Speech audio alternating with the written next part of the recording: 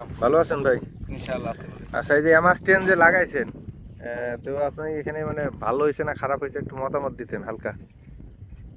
আমি এই বছরে আমার স্টেন লাগাইছি, তো আল্লাহর রহমতে মোটামুটি খারাপ হয় নাই, ভালো হয়েছে।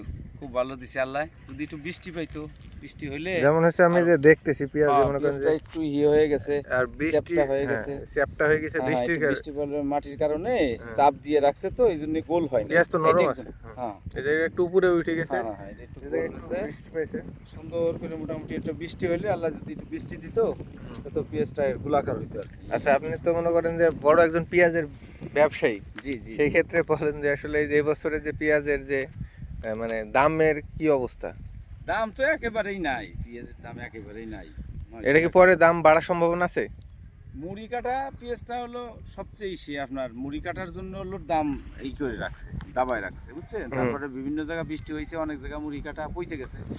এখন আল্লাহ যদি আমাদের ওই জায়গা যদি খুব ভালো রাখে, বৃষ্টি হালকা কিছু বৃষ্টি দিত, হয়তো মুড়ি কাটা শেষ হয়ে গেলে দাম বাড়ার সম্ভাবনা আছে, এটা ঠিক আছে। যে কৃষকরা ভয় পাইতেছে তাদের কি? না ভয়, যে কৃষকরা ভয় পাইছে, ভয় পাওয়ার কোনো আশঙ্কা আমি দেখছি না আল্লাহর রহমতে।